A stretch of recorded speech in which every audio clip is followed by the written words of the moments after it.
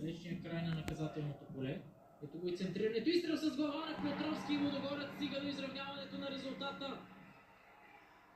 В 99-та минута домакините успяват да отбележат второ попадение във вратата на Даниел Кайзер и може би да откраднат точката.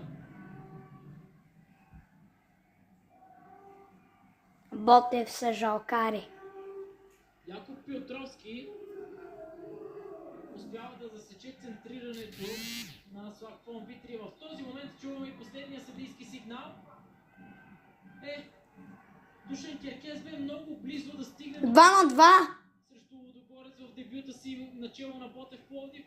17-тият опит на канарчетата се оказва неуспешен, за да могат те да стигнат до победа. Тук на Хюбе Фарма Арена успяват обаче да стигнат до равенство, което, струва ми се, ще помогне за надграждане